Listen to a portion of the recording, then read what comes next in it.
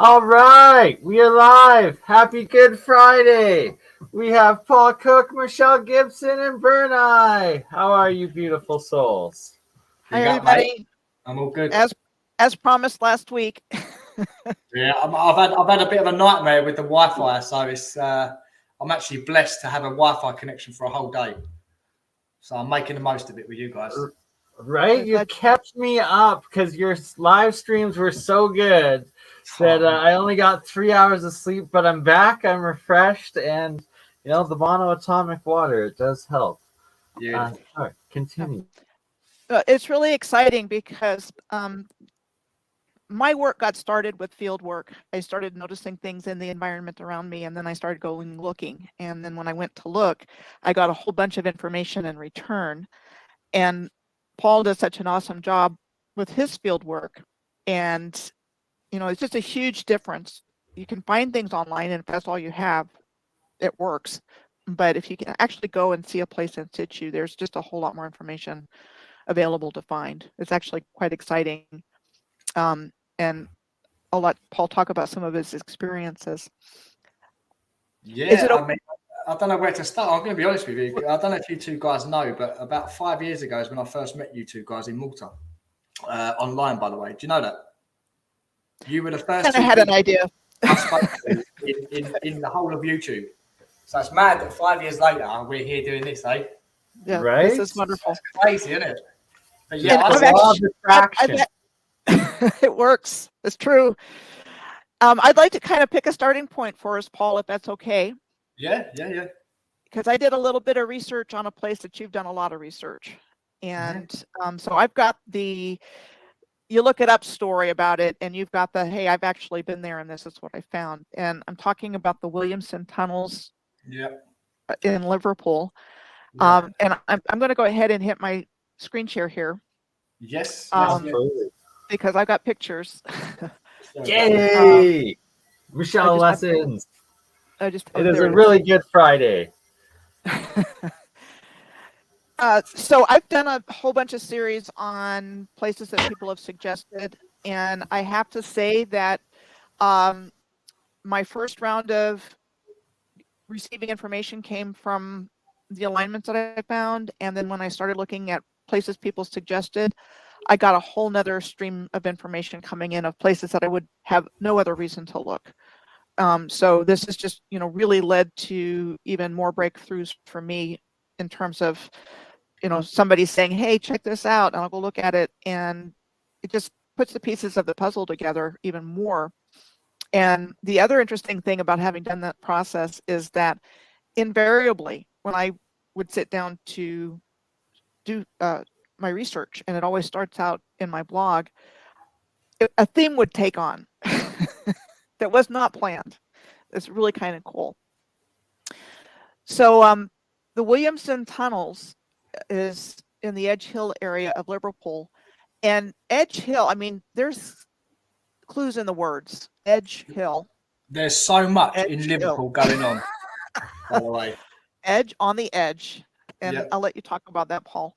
So what we're told in the BS version of history is the Williamson tunnels were said to have been built under the direction of tobacco merchant Joseph Williamson between 1810 and 1840, but they don't know why. The purpose of the work remains unclear. And that the majority of the tunnels are comprised of brick or stone with vaulting over excavations in the underlying sandstone, as the tunnels were said to gradually become infilled with rubble in the late 19th and early 20th centuries, with excavations starting in 1995. So the excavation showed a large network of tunnels, chambers, and voids. And I wanted to start there because, Paul, I know you spent quite a bit of time there. And I'm going to stop sharing here. I can go back if I need to. I'm going to see if I've got my videos on here, pictures as well. Basically, the Williamson tunnels, I don't know if you know about this, but it's actually broken up into different tourist attractions. So there's actually 3 sets of Williamson tunnels in the Edge Hill area. You've got the Williamson tunnels, and then you've got the Friends of the Williamson tunnels, and then you've got another one of the Friends of the Williamson tunnels. But when you Google it, you only get given one option. It's people like us, we have to really dig for it, and then you find the other ones. But they're all connected underground, and they broke it up into individual tourist attractions. They compartmentalize it. Exactly. Hey, like they have to hide it. Oh, it's not one big thing. No, don't study it as that. There's 3 of them. It's the same as in Malta. When I went to the catacombs in Malta, I actually went through the barriers underground and went through. And I thought, you know what? I'm in here. No one's going to stop me. No cameras about. I'm going through. And I went through to another part of the catacombs. And I ended up in another one that was another catacombs, but it was meant to be a Jewish one. So in Rabat, you had the Jewish one, the Christian one, and pagan. So you had these 3 catacombs. And they said they're all individual, but when I went down the steps under the rope, I ended up in another one. They're all connected underground, all of them, the whole lot. And it's the same with the Williamson tunnels. And I think that because we've just built directly on top of it, you don't think anything of it. You wouldn't even know it was there. But another thing that I noticed when you was talking about Edge Hill, that train station of Edge Hill is identical to the one in Malta that's done in the limestone. And that is, that's incredible. And another thing that I've noticed is the whole of Nottingham, Liverpool, parts of Manchester, and all the way down the West Midlands is all this sandstone and limestone, and that's where all these nuggets are. And and another thing I did, I looked at a map on the ley lines, and it was one map that I just pulled off Google Earth. And when I looked at it, I was like, oh my God, this is everywhere I've been. And it was I can't remember the name of the ley line, but it was all over this what I call the golden layer. And I was like, mate, there must be a connection there or something. But another thing I noticed about the Williamson tunnels, it was layered. So you had red sandstone and yellow sandstone. I don't know if you've noticed that down there. So you've got layers and segments of different coloured sandstone. Now, if that's meant to be sedimentary rock, how comes at one point, like in the narrative in a million years, iron oxide got added to it? You know, and then how comes it went back to being yellow sandstone? And another thing I'm going to add is, like, like when you sit there and think of sandstone, I'm sorry, I'm going a bit geological here, but when you sit there and think of sandstone, it's a bit of a paradigm, a bit of a paradox, because it's sand but stone. I don't know, that just really don't stick with me. And when you look at sandstone, it's like it's a load of grains of sand, like compact together and held together by some sort of crystalline structure, which is obviously the geopolymer. Because the geopolymer is, how do I say it? Is the way it's different from concrete, concrete, is that it actually crystallizes over time, and that's what makes it stronger and stronger. So it's a chemical reaction, a chemical bond, as opposed to that sedimentary. And like I took geology a bit in academia, post-secondary, and it's like every point you're making right here, Paul, is so crucial, and that it's like once. Like I have learned everything that you were saying about your like blueprint of this red gold sandstone geopolymer. I've started noticing it everywhere in North America and everywhere around the world that we look, from Petra, Egypt, to the UK, to Malta, to America. Exactly. It's literally everywhere. Yeah. One other thing I'd like to add, Michelle, is when you was giving us the little script about what the BS story was, was you aware that the military were down there for 2 years? Did you know that? Right. No, I think when you go on the trip down there, they tell you this. That's how I know. So you go down there and they tell you the military actually set up shop down there, and no one was allowed to go around there. I think this is in the early 1900s, I believe. I can't remember off the top of my head. But the tour guide was saying that the military set up shop down there and spent 2 years down there. Now, what are the military doing down there for 2 years? Well, we know what they're doing. They're dismantling it, making it look like it's natural, making it look like it's a lot older than what it is, and then blocking up stuff. Because when you're down there, you look around, you can just see blocked up tunnels. You can see there's actually multiple times when you turn a corner and you can see rubble that's coming down the stairs and just left there. Right, they're doing humanizing it, or doing community labor sanitizing. Exactly. For all we know, there's energy reasons for them to be down there also. Yeah, they could be doing anything. Deep underground military base, because the underground, as we know, the underground tunnels extend worldwide also. Yes. And they have the same kind of, the ones that are known about have the same kind of BS stories go with them. Like Ybor City in Tampa, Florida is known for its tunnels. And the story that goes along with those is that they were, for rum running and things like that during Prohibition. Anyway, they have this whole You thing always of come up with the these most recent excuse stories. for the creations, right? The facades. Yeah, it's interesting. And was the ley line you were talking about the Bolinas line by any chance? Should we have a look and see if I can find it for you? Because I'm pretty sure it's on this computer. Some of my stuff's on a laptop, some of it's on a computer, but I'm pretty sure it's here because I was making a video not long ago. So if you give me a second, I'll see if I can pull it up. Perfect. And sorry to interrupt. Before we go further, I just have to point out that we are live on 4 YouTube channels right now. We have Hijack Campbell's Autodidactic as well. And then, or 5, because we're on Paul Cook 1 and Paul Cook 2. And my BurnEye Minds to Die Science Guy, Crypto Alchemist, as well as on my Facebooks, my Twitch, my Twitter, and on Rumble. So we are getting out there and spreading the word. And I'm going to shut up now and let you take it away, Miss Michelle. Okay.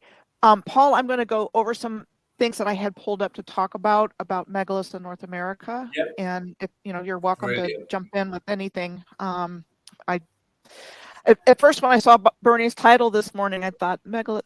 I was thinking about underground stuff because I knew that was what Paul had been looking at that I had found. But then I thought megalithic America, and I've got it spread out over a gazillion places, but it wasn't hard to find anything. And what I'm going to share is an awful lot like what I talked about with BurnEye and Campbell a couple of weeks ago when we were talking about the head smashed in buffalo jump in Alberta. And I pulled up a picture. I'm going to go down there this summer 100% now. Like, just looking at the pictures, there was so much of it. So there's a megalithic wall there. But what they tell us is that's where the buffalo would, or the First Nations would run buffalo off so that they would jump off the side of it and they would collect the kill at the bottom. It's the whole look here, not here thing. And I'm going to give some examples of that. And I think I'll go with where I was going to start anyway. And then there's a few other places I've added to my tabs up here. But along the lines of look here, not there, I want to share with you what you find at Heavener Runestone State Park in Oklahoma. Now, this was early in my waking up to all this stuff. I was starting to see what was actually in the environment around me. And I became really interested in the Heavener Runestone State Park because back about 9 or 10 years ago, when I was really first trying to find information out, there was a YouTube channel called the Redneck Archaeologist. And this guy lived in this area. And he was talking about things he was finding here. And I got really interested because I hadn't started to do my own research yet, but I knew there was something really cool to find. And I lived close enough that I could go and see it. And I'm going to talk about Mount Magazine also, which is in the same area of the Ouachita Mountains in Oklahoma. And so when I went there with my friends the first time, we went to outside the park. So the runestone is actually in the center of like a canyon.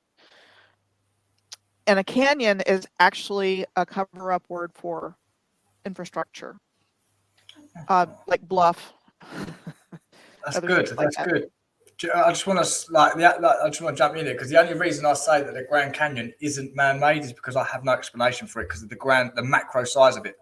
That's where I sit with it, and I haven't been there, so but I am on that fence. Right, and there's so much that we haven't been told that we just kind of have to figure out on our own. Mm-hmm. But I think the important thing is we've been told everything is natural. There was nothing megalithic in North America. At least in North America, it was land free for the taking. And this is the outskirts of the park where they have the runestone. So if they have a couple of picnic tables around there, but you can clearly see that there's a wall there. And I've got other pictures. This just happened to be the most accessible to me right at the moment. So when they take you back to where the runestone is in the center of this area, they have this big wooden structure over it. And that was probably one of their first ones, but it kind of looks, let me see. Anyway, that's the structure they have it in now. It's this big wooden structure. It kind of takes up everybody's attention. You're not paying attention to the so-called sedimentary rock with the ledge overhanging it. You're not looking at the the masonry down here and the steps. You're not looking at the fountain. Yeah, I call these props, Michelle. That's what I call them. Like normally in England, you have a castle made out of scraps on top of these things or around them, and people go and look at that as the tourist attraction and completely dismiss what's really going on around them. I call them props, and that's what it sounds like this wooden structure is as well. Yeah, and totally. I mean, when I was there, I mean, all I could see was walls and things like that. Yeah. And there's more examples of it, but I've got a whole set of pictures that I took when I was there. Those are very old stones. This is in the Runestone Park. Those are very old stones there. And, steps are cut out of stone as well. So they definitely don't want us to actually see what's really there. And the typical story is that they were Viking runestones and that there was a group of Vikings that wandered into the area and carved these runes on here. So if you don't mind me asking, because I don't know the area, when they say runestone, is that the runestone? Is that the name of the park or the name of the particular stone? So that's the name of the park, and they named it after this gigantic megalithic stone with markings on it. Now, what's interesting is that if you start looking into Vril, so I've got a comparison of Norse runes and Vril here, and you've got a match with that one, you've got a match with that one, you've got a match with the R, you've got a match with that one right there. And Vril was connected with creation. My understanding is that it's like life force energy, and that the ancients knew how to use all of this together, and I think it went into the creation what they were able to create here, so that it was actually in script form at one time. So those would actually be like energy symbols, if that's in fact what the Norse runes actually are. And the Nazi Germans were certainly interested in Vril. They had their Vril Society, and the Vril, the ladies with the long hair. Forgive me, I can't remember the details. Yeah, Orstrich, was that her name? I think maybe her last name. Something like that. There's a whole thing of, hidden secret space program stuff going along with that. Right, but no, I know exactly what you're talking about, Michelle, and it's bringing it all together, and that they did have this higher lost Atlantean, Lemurian energy ley line understanding, and it's like alchemical, cosmic, as above so below. And that's why it was so important that they did all their architecture as this astro architecture with the alignments to the sun and to the stars and everything. So the Nazi Germans were interested in all the things that made humanity special. And so Maria Orsic, yeah. The original humans who were, like superhumans, I think they were the original Aryans. And And so when they destroyed that original civilization, they had to recreate their version of Superman based on what existed before. But they did it in a, you know, backwards way. They did it in a cruel way. They were able to develop psychic abilities through trauma and torture and things like that. So we were already there. We were already in touch with the cosmos. We already knew where we were and how to work with the elements. I say we, but you know, the initiated master builders, alchemists, the builders of Malta, which we'll talk about later on, that Paul spent a lot of time in. School. You know, oh, Malta is just incredible.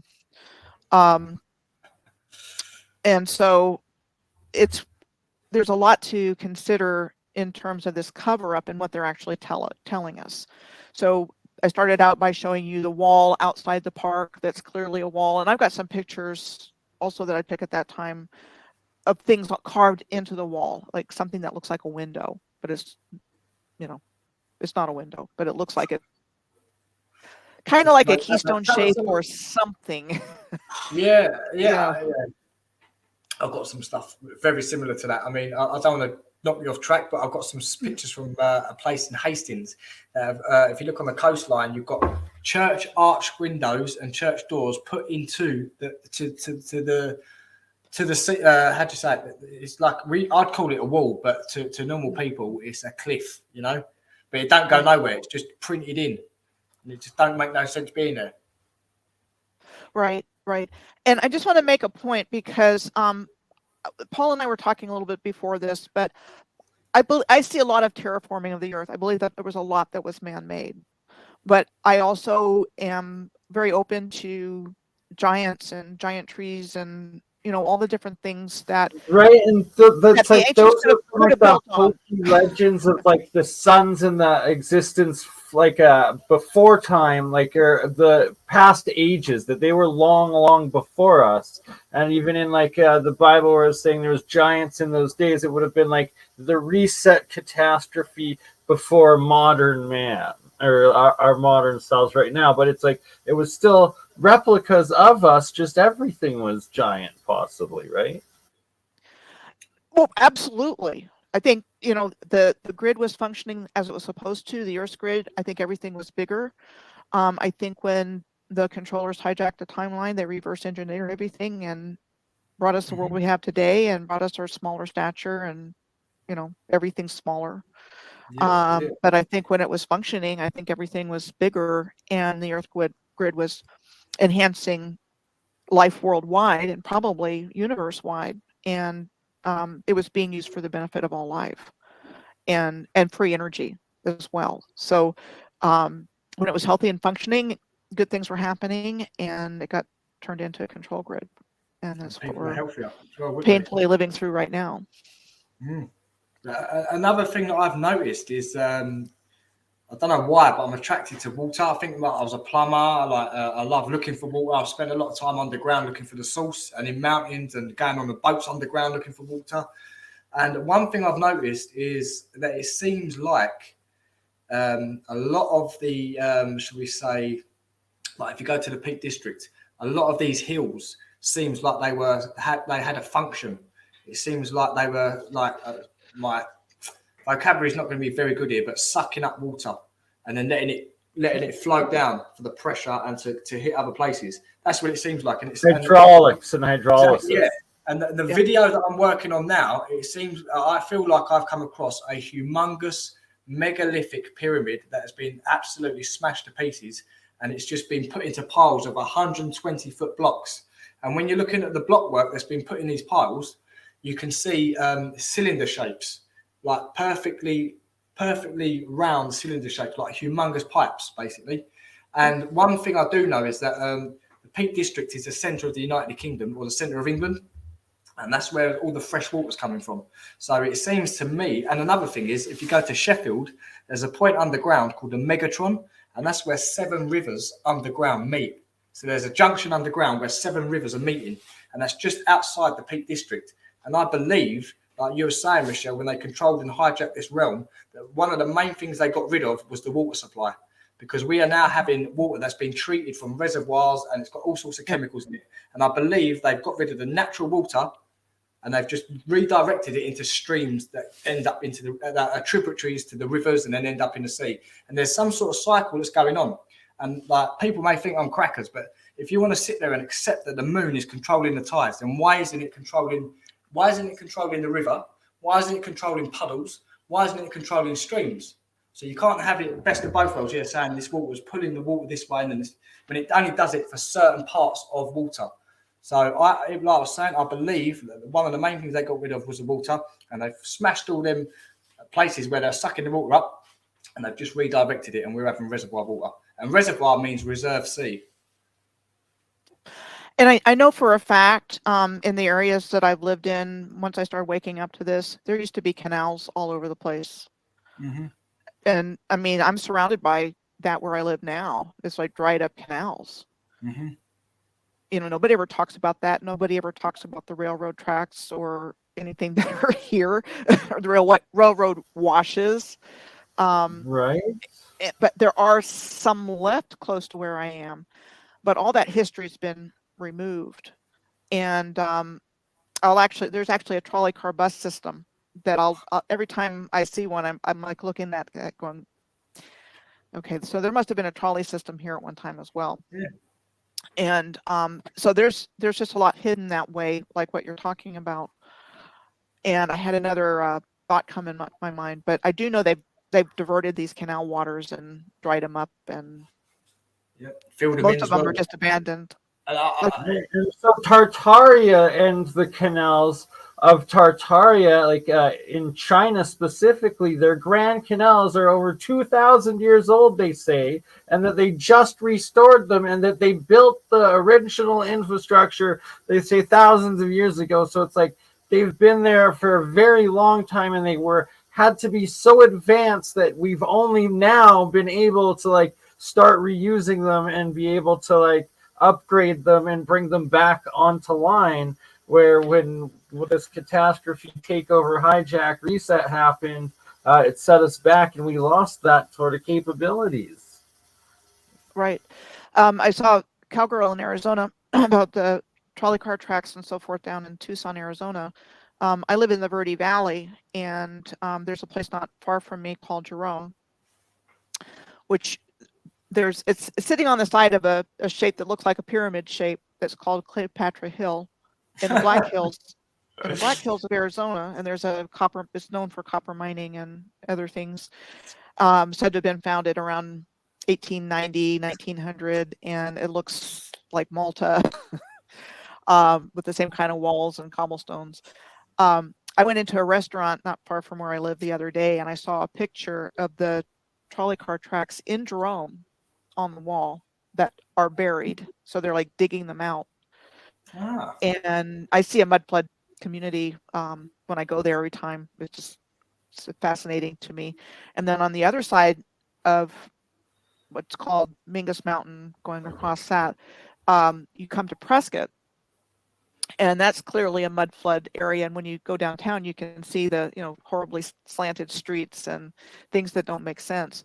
But they have at a street corner next to the courthouse, they have a utility box that has these pictures of old Prescott where they're digging out the trolley tracks on the main street.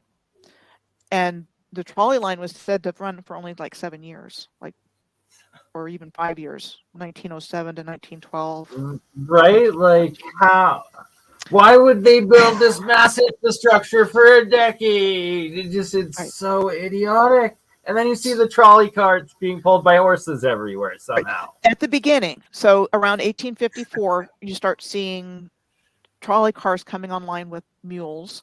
And then sometime around the 1870s, 1880s, they're starting to be electrified. And then somewhere around the 1920s to the 1940s, by and large, they're gotten rid of. It's after the invention of the automobile. They had a replacement for the trolley car system. Cheap, going everywhere, not polluting, that they could replace with their vehicles that they made a fortune off of gas and oil and things like that. And so they got rid of all of that as soon as it was not needed anymore. And there's a few places that are known for trolley cars, but they used to literally be everywhere also. Part and parcel of this civilization, very highly advanced. And I see it as a benevolent society. I absolutely see it as a benevolent society, and that it wasn't at war with each other, because the level of integration worldwide. I mean, you find the same infrastructure all over the earth. And I think when they gave us a new narrative, they turned it into war and death and disease and fighting, empires fighting each other. And I think the original empires were not fighting each other. I think they were the same civilization, the same names that we hear about, but they weren't at war with each other, because I don't see any other possible explanation for how everything is so much the same all over the earth. And you were talking about Tartaria, and I've looked at Central Asia, and historically the Tartarian Empire was in Asia. So China, Japan, Korea, Tibet, the Central Asian republics, all through there. And you find a lot of canals. I followed an alignment going through there and found a lot of canals in Central Asian republics like Uzbekistan, and in Tashkent, a beautiful canal there called the Angkor Canal, Ankhor, which sounds Egyptian, which I believe the civilization, it was all part of the same thing, and it got separated out. So Egyptian and Hebrew and all of this, I think it was all one, and everybody was in harmony and in alignment with the heavens and the earth. Sorry to take off on that, but I'm like, that's what I'm seeing. No, I love angles. I love looking at things at different angles. So it gives you, and it adds another perspective, doesn't it? It's a little bit more. So I love it. Yeah. So there's a lot of things that we have not been told about this, so that we can come to informed conclusions about what's actually taken place here. But they don't want us to know that. They want to completely all of us control coming everything together. And shout out Old World Florida, Dr. Longo in the Paul's chat.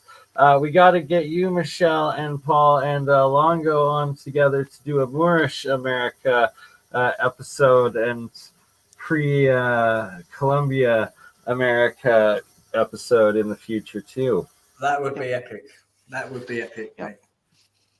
And my mother's family is from Florida, and Central Florida, around Tampa. Yeah, you've been boots on the ground down there many times and done a lot of episodes on Florida. But I didn't see the earthworks until 2016, after I started waking up to all of this stuff. And I'm there to take my mom to an assisted living, and I'm seeing pyramids and I'm seeing earthworks along the interstate.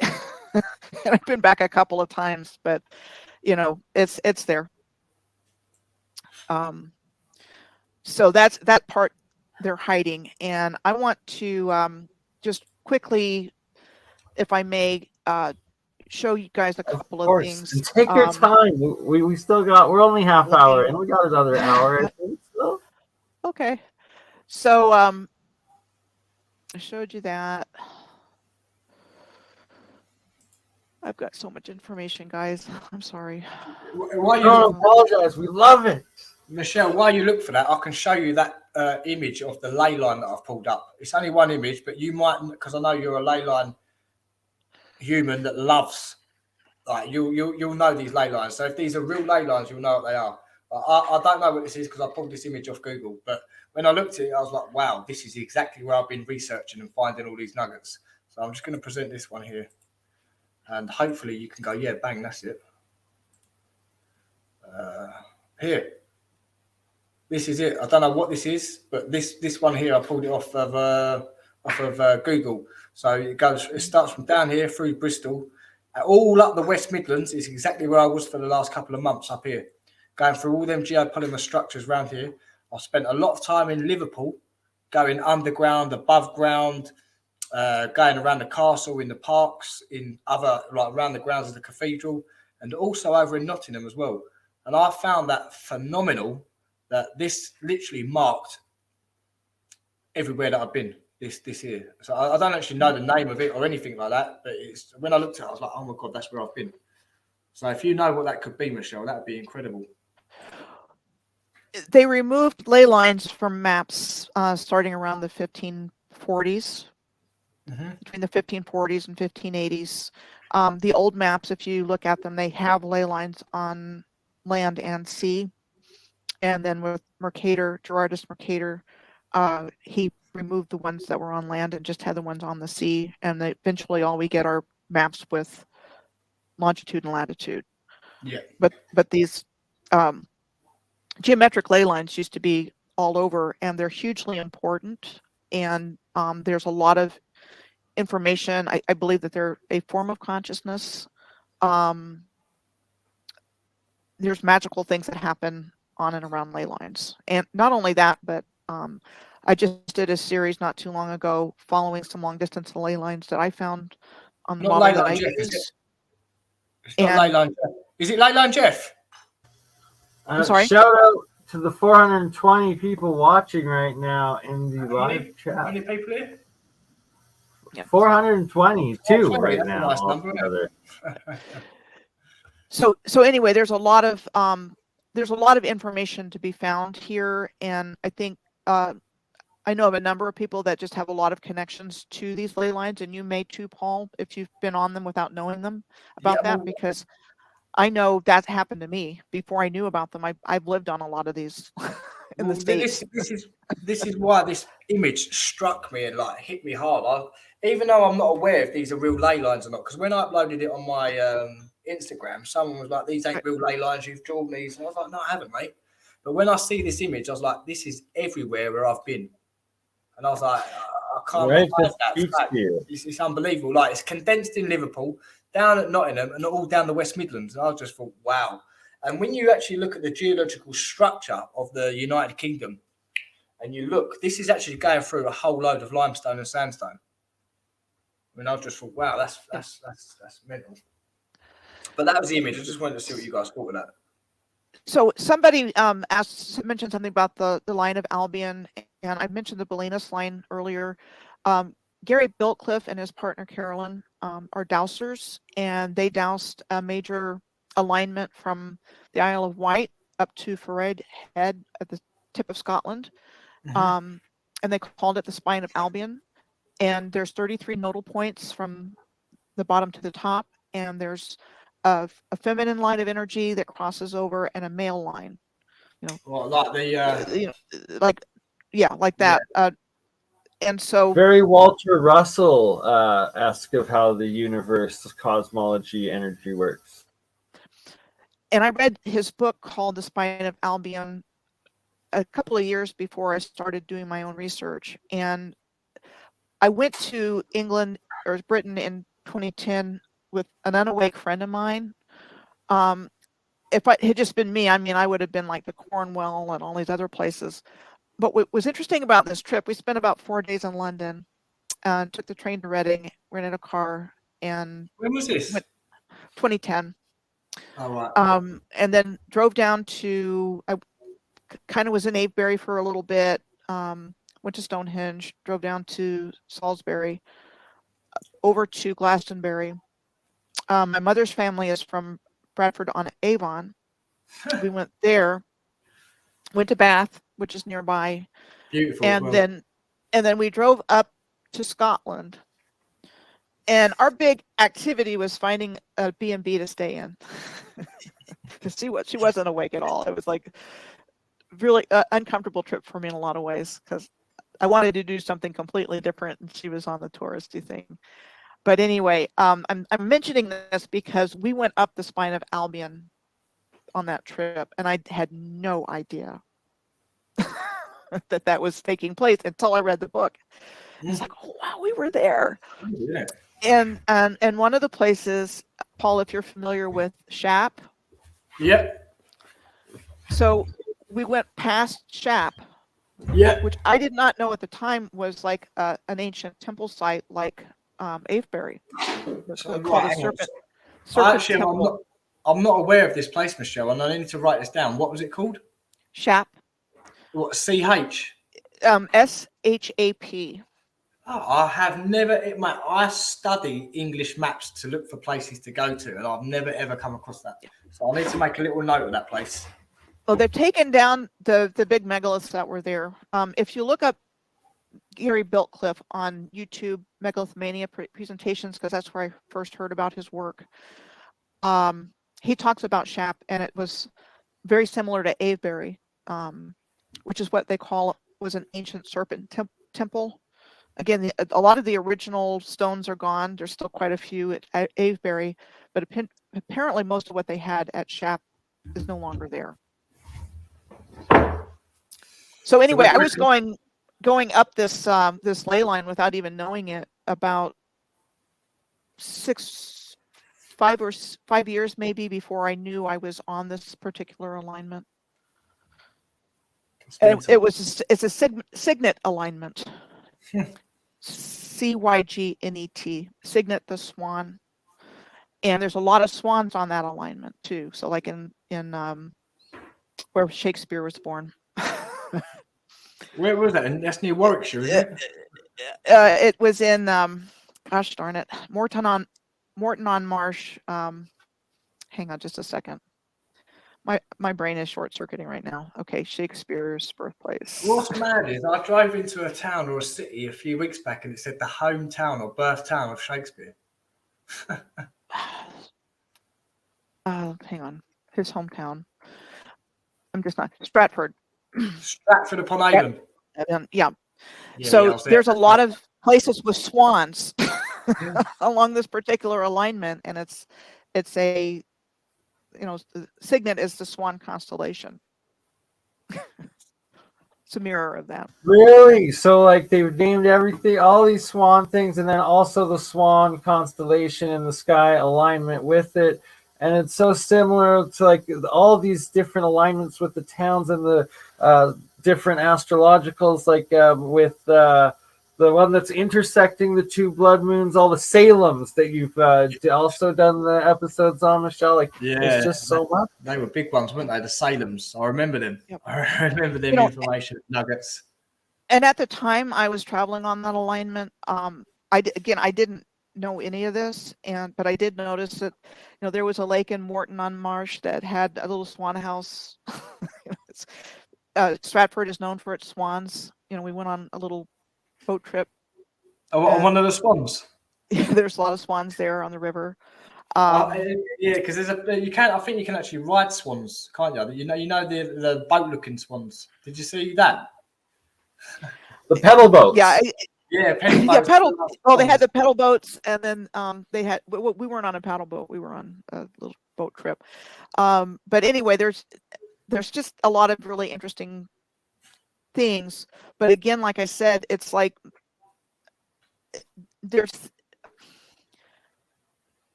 a quality to these lines that correspond to things like that. It's more than that, but it's like the civilization was aligning heaven and earth and the associated energies connected with that. So you find certain things in certain places. And are you guys familiar with what's called a zodiac, a landscape zodiac? No. Yeah. Actually, I can work it out. Really, it is what it says, isn't it? So it's like the landscape. Yeah, zodiacs in the landscape. And Anthony Thorley, if you write down Anthony Thorley, there should be a YouTube video about a presentation he gave at a Megalithmania conference years ago.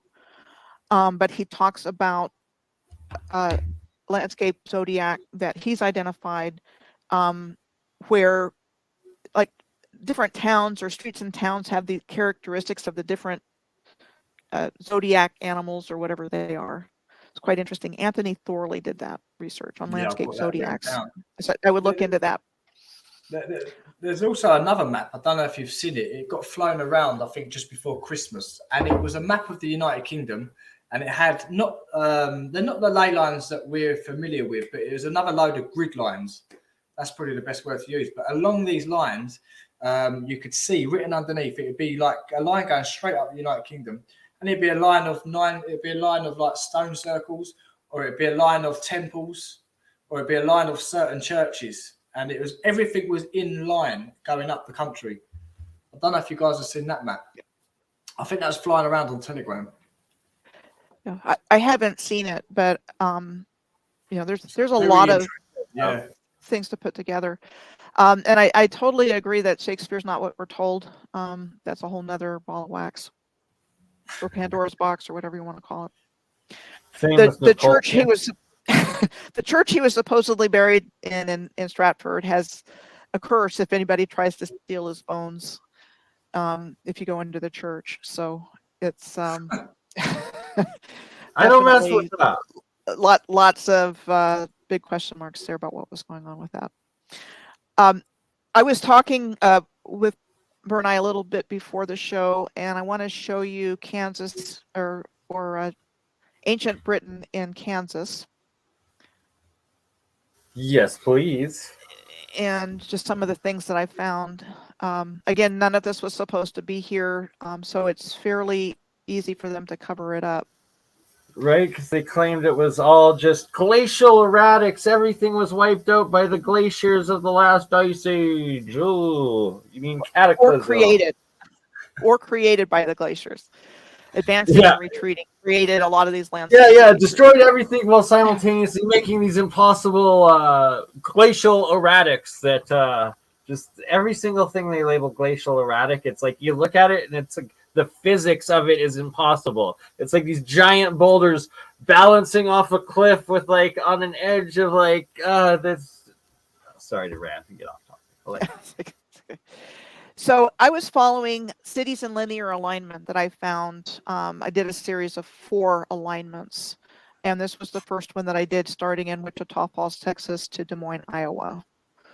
And so I've gotten a lot of information back from this, and it's there. I mean, if you start following those kinds of things, a lot of stuff comes out of the woodwork that you wouldn't necessarily be able to put together, because you find the same things from city to city, courthouses that look like they couldn't have possibly been built when we were told, and those kinds of things. So this is in Flint Hills area of Kansas. I believe Fort Leavenworth is in Manhattan, but that's a little bit beside the point. Point that I want to make, as I'm looking at what's here, and I think you see the same kind of thing in around Sheffield and the Peak District National Park you were mentioning earlier, Paul, and in the Yorkshire Dales and Dales National Park and the moorlands. You see The moors, yeah. All of this stony protrusions in the landscape. Yeah. And there's a lot of tall grass here. So it's like the densest coverage of intact tall grass prairie in North America in this part of Kansas. But as I'm looking around, I'm finding pictures of Kansas that look like Great Britain. Wow. From Neolithic times. How? Right? How? With their narrative. So, and Neolithic Britain was supposed to date back to 4000 BC. And then I found these kinds of things in the Flint Hills, like the Teeter Rock here on the left. And it was said to have been a monument erected for James Teeter, the landowner located near the former Teeterville and Teeter oil fields in southeast Kansas. And these are all examples of structures here on the right that you find in the Flint Hill area. And there's more than 270 such structures that have been located and documented in the Flint Hills area of Kansas. They're all over Great Britain. So this is Kansas here, and down here you see what you find in like the Orkney Islands off the northern coast of Scotland. You've got a very similar standing stone here. You've got a very similar underground passageway. So this is northern Scotland, and this is Kansas. Incredible. There's also another place that on the most southern point of the United Kingdom, and it's an island called Portland. That place has Portland Island, Dorset. That place is identical to the Orkney Islands. Absolutely identical. So this is in Norfolk. And I'll give you an example of something else here in just a second related to that, Paul. So this is in Norfolk in England, Grimes Graves. It's a Neolithic site that is the only flint mine open to the public. Go away. And again, remember, this is in Flint Hills, where I just showed you. So that's called Flint Hills. There's a flint mine here, right here.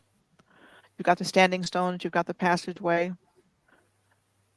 And this is in, Flint Hills in Kansas on the left, and you get the same kind of structures. So what is going on? What do you think's going on here, Michelle? Right, like it's round. So it's terraced. It almost looks like there's step pyramids, but the conical pyramids too. Like those are literally everywhere. That's massive terraforming. This is everywhere. So they don't want us to know that. That's why they do that. This was a land free for the taking, with hunter-gatherers. They didn't build anything. I have to think where it is. Hold on just a second. And again, this goes back to why I just emphatically believe this was a worldwide civilization, from ancient to relatively modern. And I'm going to show you a place off the coast of Siberia. And BurnEye, you talked about the megaliths in Siberia when you were talking about the megaliths of Montana. Right? And they're so huge. All across. I'm following an alignment here. It's a circular alignment from Merida, Mexico. And I was about to say, like, also down in Ecuador, the Cocos caves and like the giant megaliths of like this same gigantic scale as that we're finding in Montana and Alaska and everywhere. I'm going to shut up and let you go. Okay, so this is what I'm scrolling rapidly for. This is Wrangel Island in the Arctic Ocean between the East Siberian Sea and the Chukchi Sea. Okay, I'm leaving the North Pole and I'm coming back down here. So this is Wrangel Island here. And I already knew what Chesil Beach looked like on Portland Island because I've studied that as well a little bit. Yes. And Gary Biltcliffe, who did the Bolinas line dowsing, has looked a lot at Portland. So this is the Chesil Beach Causeway on Portland Island, and this is Cape Blossom on Wrangel Island. Wow, what a connection. Wow. Right, Michelle, you connect the dots like no other. I'm absolutely stunned here. So this is that like all stones and shingle then? Same as Portland in Dorset.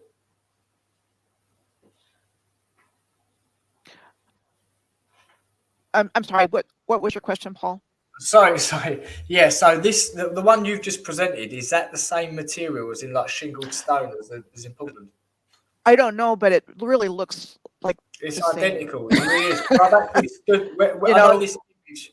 I've actually stood here and took. I know this is done with a drone, but where that photo is taken, looking back at the beach, I've stood there and took that image.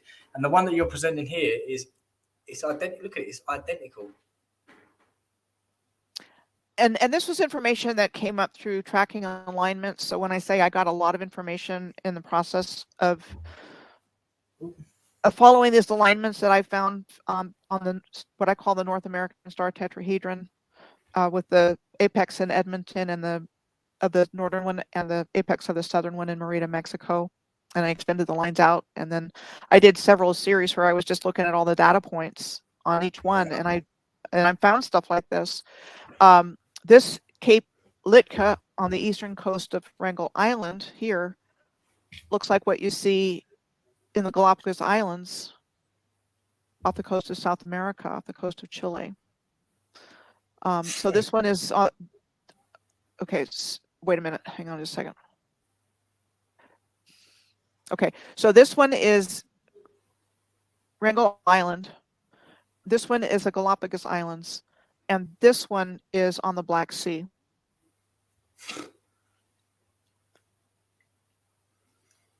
So how did you come across this, by the way? Because this is not sort of information you could just like... I came across this tracking alignments is Yeah. how I found it. Looking at different places that were on my spreadsheets. Wow. Now this, okay, so this design right here at this church ruins in this city, which was said to have been established as a settlement in 1926 for displaced families, and that it was abandoned in 1994. So this is actually a design that I've seen all over. So you compare the church with the residences that they had set up there for the people that lived there for a little while. You've got this, and I'm just going to show you what the Jerome, Arizona Municipal Building looks like. And it has the same. How across the world do they, no communication, no this is, it's just the narrative is crumbling, the facades are lies, and the truth is coming out to beautiful works like yours, Michelle, and Paul, and everybody else now being inspired, seeing it, going out, doing the boots on the ground, and sharing it all with us. So, and I've seen this pattern on the eaves in other places as well, but, it's the same idea. I've seen it in Germany. I've seen it in China. So Jerome is an interesting place. Everywhere. One of my favorite places. And you've got these, it's it's a pyramid called Cleopatra Hill. There's a lot of stuff to find here, and it's definitely mud flooded. I mean, there's no doubt in my mind. And it's known as a haunted city as well, ghost tours and things like that. So finding comparisons like that is how I was able to collect all those images to start putting those things together. And another reason why it's like, to me, there's no way all of this happened randomly. I just can't even. It's just impossible statistically, like mathematically. It's so impossible. But then it's also equally impossible for those who are like stuck in the matrix and the narrative and like the cognitive dissonance that they can't cross over. But once you do, once you see it with new eyes, you literally see it in front of you everywhere. And it's like, no matter whether you're in Siberia, whether you're in Beijing, whether you're in Sydney, Australia, or in Liverpool, the UK, or in Kansas with Dorothy, or up in Alberta, Calgary, it's literally everywhere. And it's so awesome for it all coming out. Big up, Kirk John. Thank you so much for the support for the super chat. So I just want to quickly introduce the topic of Malta and share a few things, and then turn it over to Paul, since he spent so much time there and has done such great work about it. I found the same kinds of things in Jerome that I see in Malta. Stone walls and cobblestones that are very old. But it was supposed to have been founded in the late 1800s and has the whole cowboy story to go along with it. And what's there in no way matches what the narrative says. But people buy the narrative because that's, John Wayne and the whole Wild West thing. And that's the area where I live. It's a whole big deal. And, it's like, it kind of, there's hardly anybody here that really knows that I do this. It's too far out of their experience. But let me talk about Malta real quick, because I wanted to show an example from this long piece that I did on Malta a couple of years ago. And everything I put up on YouTube starts out as a blog post, because that's how I do my best work. I'm more of a writer than I am a speaker. And on your website, where all of your blogs started, or lifting the veil, is it? Piercing the Veil of Illusion. Here's the Veil of Illusion. Yeah. Right. So much. Yes. Like all of Michelle's work, all the sources are all documented in her blog post on the website. And I will Hippie Shake 29, shout out sister, if you don't mind posting the link for that in there. One of the other mods. You can go and see all of Michelle Gibson's documented research and the sources of it all.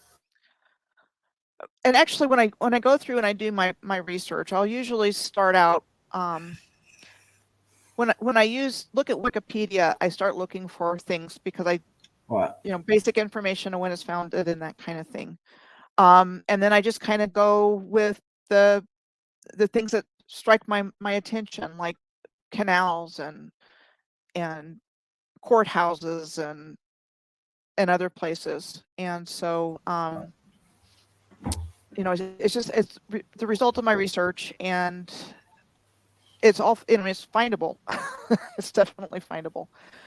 And it's been an amazing journey, because when I started looking at all these places, I had no other reason to look at these places except that they were data points on my spreadsheet for these alignments that I had found. And again, that's kind of how it all started for me. I'm just not, I definitely don't have a style where I would feel comfortable just totally speaking. It's like, I'm a writer. And I realized when I first started doing this, I was just going to blog, and then I was going to make one video, and it's the first video I ever made, and somebody subscribed to my YouTube channel, and I thought, well, geez, now I've got to make videos. But it's an easy format to turn into a video. And so I just, basically record the audio from what I've got in the blog and match the picture, and I've got a video. Right. And it's amazing, and it's just so awesome of how the world works out and like nudges us in these directions, and the synchronicities, and just this law of attraction and the inertia that bringing us all together, and it continuing and bringing it all forward, and it's only going to continue to accelerate. It is. And this is really a grassroots thing where all of us that are doing this kind of research are bringing forward what we're motivated to bring forward, and what we know, and it all works to help complete the puzzle of what's been removed from our collective awareness, so we wouldn't know our true history. And I wish I had a different take on that, but what the world we thought we were living in isn't at all. And yes, it comes down to greed and people getting rich and control of humanity and the grid and creation. That's what this is all about. That's why they've gone through all of this trouble to invent a new civilization and a new narrative, was so that we wouldn't, so that they could control everything and get rich off of it and give us the scraps, if that. All we're getting is scraps, and we don't even know it. Crumbs. I call them crumbs. We get crumbs. We have to go around and pick the crumbs up. That's what we're doing. Exactly. And we think we're doing good. There's so much, literally. There's packets of crumbs, and we're literally handing in little nuggets. And there's just so much. Exactly.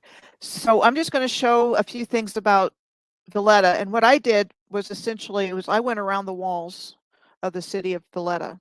It was, filled with star forts and all kinds of things. But a couple of things that I wanted to show is that this St. James Bastion one of the 4 important and massive bulwarks and largely carved out of bedrock here looks very similar to the Sphinx on the Giza Plateau of Egypt, which was also said to have been carved from bedrock. And my personal opinion is that the star forts were serving a function on the energy grid, like batteries or something. But this is very ancient, and Malta is like a Disney World of masonry. And it also got heavily bombed during World War II. Like right after Malta entered the war, they started getting bombed. So I'm going to turn it over to Paul as the hands down expert.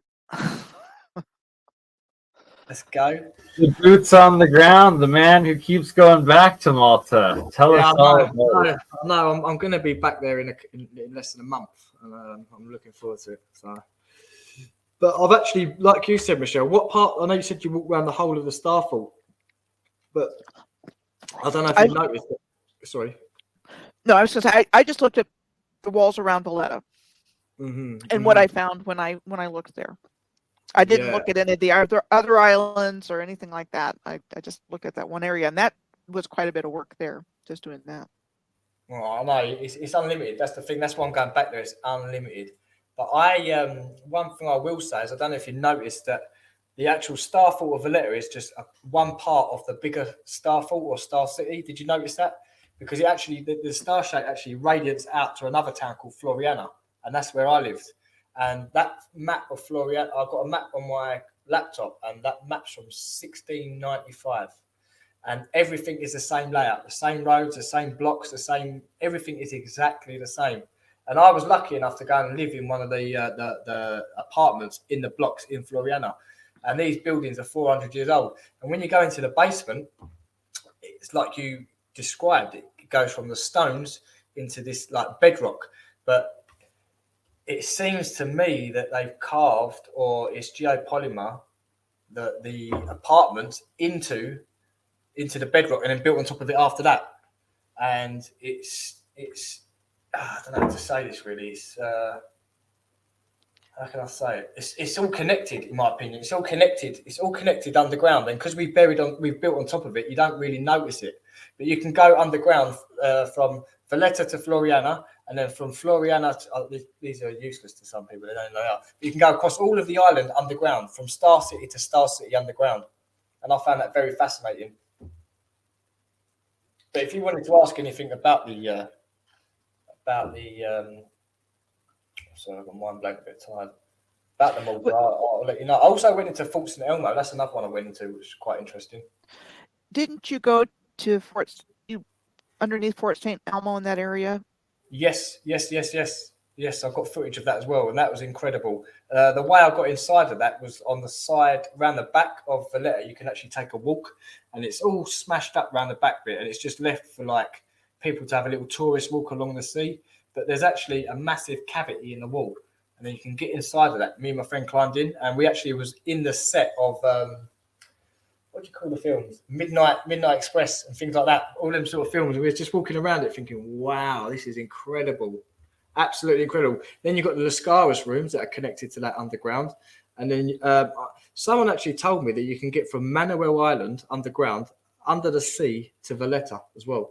So I don't know if that's something I want to look for as well. So how many star forts do you know of that are on Valletta? Because there were quite a few when I did my little tour of it. The whole island, right? Like the entire thing is pretty much, is it not? Yeah, right. So basically, you've got the three cities. The three cities, which is, I can't remember, it's Singlia, Cospiqua, and somewhere else. They're all one humongous star city. You've got another one, obviously, Valletta and Floriana. That's another humongous one, broken up into two. And then you have another one, which was the old capital, which is Mdina, the silent city. And one thing about all of these put together is they've all got multiple entrances around the current ground floor. So it's like they're all apartments and all the work and everything. It's like they're living quarters. That's what it seems like. They were like inhabited. So they obviously had a function. They obviously generated power somehow. They had nice resonance. They had water, clean water flowing to and from them. And it seems like they had apartments built into the sides of them as well. Unless these apartments were added at a later date, I don't know. But one thing I do know is it is just abundant of apartments. Yeah, it's let me look here real quick. I mean, when I was there, I found the Inquisitor's Palace. So the Inquisition was there early, which was not a fun thing, with their instruments of torture and stuff like that. Mm-hmm. They bombed the Opera House during World War II. Have you seen the Opera House? I've seen what's left of it, the original. So let me pull that up here real quick. Because if you actually, I don't know about the original, but when you walk around the Opera House, there's actually a load of limestone geopolymer around it, and you can see that it was built on top of. So I'd like to know. Look, I can't even show you. What are these arrows? I'm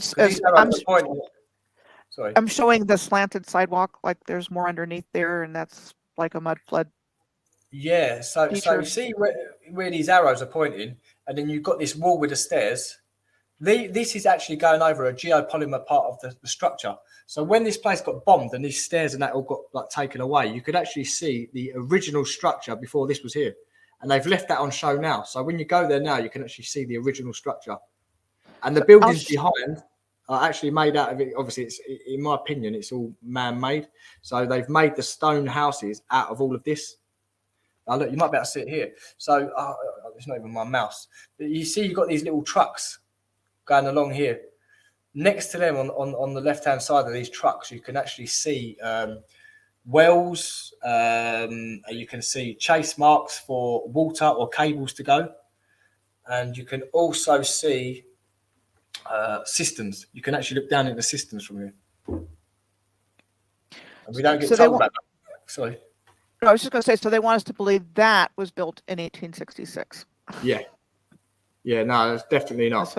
It's definitely looks like a Roman temple, but yeah, that was 1866. So they did good work then. That would have been a year after the end of the American Civil War. So, and that's saying they don't build them like they used to. Exactly. We can't build like that today. And then it was destroyed by a direct hit in 1942 from German Air Force bombers. And obviously, it was the most bombed place in the world as well, right? Just this is crimes against humanity in world history. It's disgrace what's been done, how much has been destroyed. But we're figuring it all out now, and we're going to prevent it from happening in the future and rebuilding these positive energies. 500 beautiful souls and awesome beings watching live right now on this Good Friday. And I think, the identity of the Knights of Malta and the Knights Templar, even, all of that got hijacked by the controllers. Oh yeah, infiltrated and taken and divide and conquer. We did that. Right, we did it, or it was slaves. That was us. Do you plan on going back to Malta, Michelle? I'm sorry. Do you plan on going back to Malta? I have not been there. I just did that research. On Google Earth. Was that on Google Earth? Yep. Ah, right. Yeah. Oh, when I go back there, there's so much stuff because you've got the place called Il Foss, which means the ditch.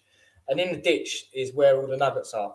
There is a couple of people have actually went on holiday since I've left there. And they asked me for locations to go to. And the people went to these places and a lot of it's been blocked up already. Which is it seems like they follow the channel around and then just go around